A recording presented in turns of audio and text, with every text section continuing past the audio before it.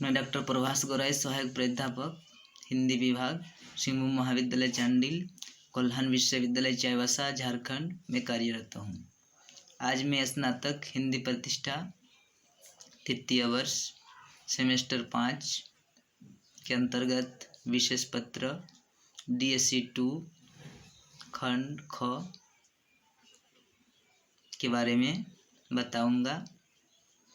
इस पत्र के अंतर्गत मैथिलीशरण गुप्त का व्यक्तित्व और कृतित्व के बारे में चर्चा करेंगे। मैथिलीशरण गुप्त को राष्ट्रकवि के रूप में जाना जाता है, यानी जिन कवियों ने संपूर्ण राष्ट्र की समस्याओं को लेकर अपनी कविताओं के माध्यम से जो मंतव्य विचार दिया है, साथ ही साथ उन तमाम समस्याओं को दूर करने के लिए अपने प्रयास जारी रखा है, उसे राष्ट्रकवि के रूप में जाना जाता है। इस तरह देखा जाए तो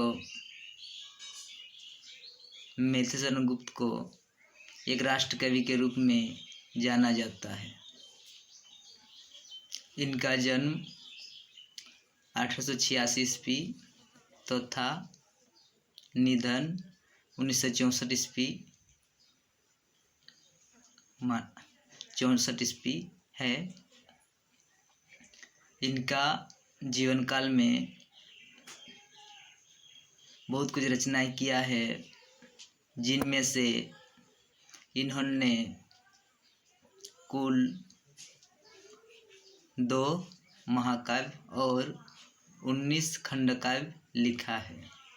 इनकी प्रमुख महाकाव्य के रूप में साकेत और जय भारत को माना जाता है। साकेत में कुल 12 सर्ग है, जिसमें उर्मिला के विरह वर्णन के बारे में बताया गया है।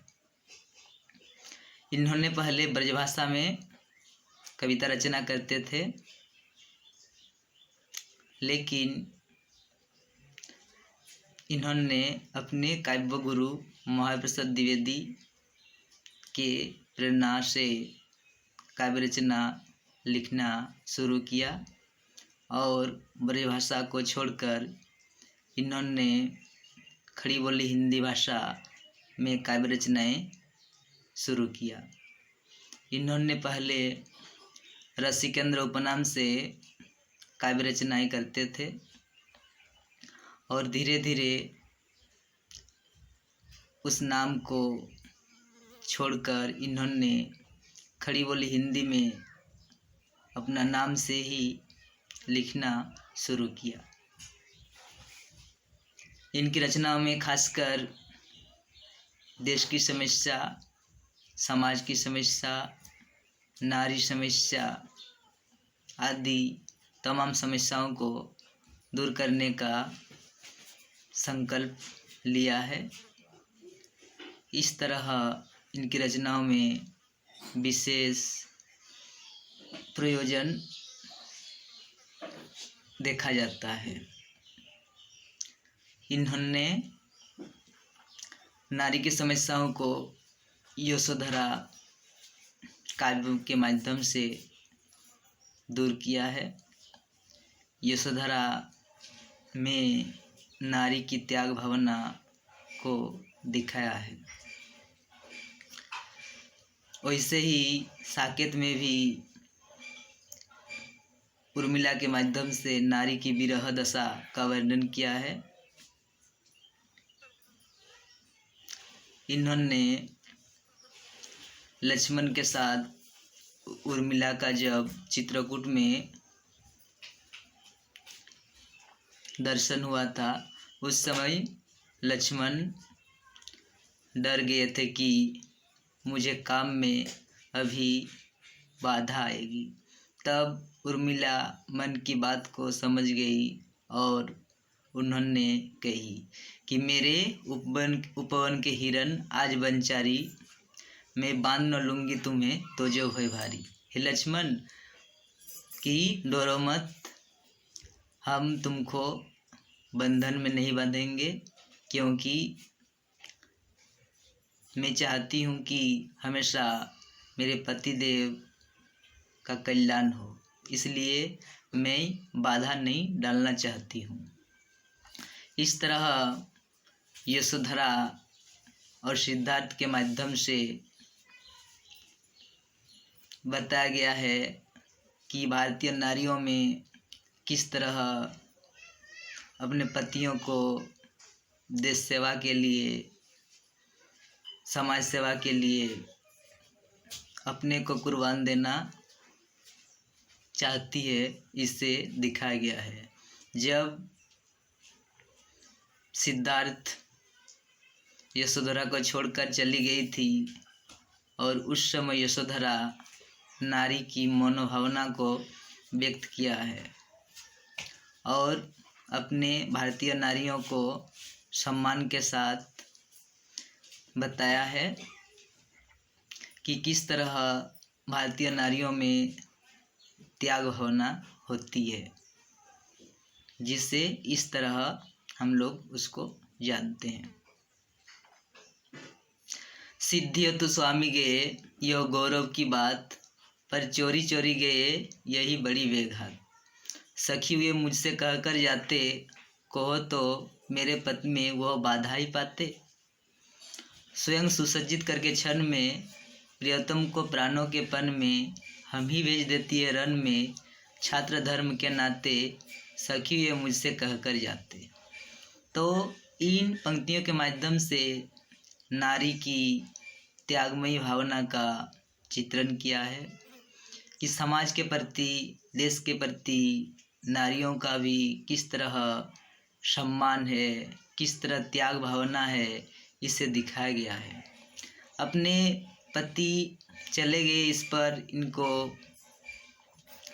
कुछ दर्द नहीं है, दुख नहीं है, मगर चोरी चोरी चुपके चुपके चले जाने से जो दुख है, इस पर अपना विरह भावना व्यक्त की है कि शायद मुझे विश्वास नहीं किया कि यशोधरा को अगर पता चलता तो मुझे रोक लेती। इसलिए यहाँ बताया गया है कि सिद्धि तो स्वामी गए यो गौरव की बात, पर चोरी चोरी गए यही बड़ी बेघात।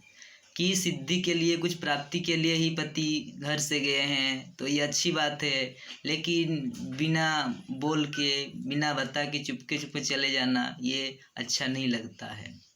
और इनका कहना है कि स्वयं सुसज्जित करके क्षण में प्रियतम को प्राणों के पन में, हम ही भेज देती है रण में। छात्र धर्म के नाते सखी ये मुझसे कहकर जाते। हे सखी, अगर मुझको कहकर जाते तो क्या मेरे पथ में वो बाधा ही पाते? क्या उनको मैं रोक लेती? कभी नहीं। अगर बोलती भी तो अपने हाथों से सजा करके उनको रण के लिए, देश बचाने के लिए, राष्ट्र को बचाने के लिए, समाज को बचाने के लिए भेज देती, लेकिन उनको नहीं रोकती। इस तरह मन की वेदना को व्यक्त किया है। और इतना ही नहीं, तत्कालीन समाज की जो दशा है, नारियों के प्रति जो विचारधारा है, भावना है, उसे भी दूर करने का कोशिश किया है। इनका कहना है कि नारियों को इस तरह समझा जाता था, जीवन भर दुखमय जीवन व्यतीत करना पड़ता था, जिससे इन पंक्तियों के माध्यम से व्यक्त किया है। नारियों की समस्याओं को उजागर किया है, जिससे इस तरह देखा गया है, जिसे साकेत में भी हम लोग उस समय देखे और यशोधरा में भी इस तरह विरह व्यथा को दिखाया गया है, जिसमें नारी की मानविक वेदना को दिखाते हुए इस तरह कहा है कि नारी जीवन हाय तुम्हारी यही कहानी, अंचल में दूध और आँखों में पानी।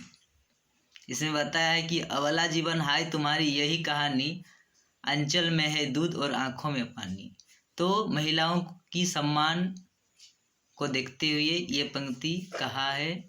इस तरह नारी भावना को इन्होंने प्रकट किया है और नारियों की दशा का चित्रण किया है कि किस तरह समाज के लोगों को उनके प्रति अन्याय अत्याचार किया जाता था और जिस तरह दुख सहना पड़ता था, उस दुख को, मर्म वेदना को इन्होंने प्रकट किया है। तो इस तरह गुप्त जी को एक राष्ट्रकवि के रूप में देखा जाता है, जिन्होंने समाज की दुर्दशा को दूर करने के लिए अथक प्रयास किया है। इनके प्रमुख रचना है रंग में भंग, जो 1909 ईस्वी में लिखा है। उसके बाद फिर इनकी रचना है भारत भारती, जयद्रथ वध, पंचवटी, उसके बाद विष्णुप्रिया। इस तरह इनकी प्रमुख रचनाएं हैं। और इनकी महाकाव्य जो है 2 है, क्या क्या, साकेत और जय भारत, और बाकी सब खंड काव्य है। इस तरह इनके व्यक्तित्व और कृतित्व रहा है। धन्यवाद।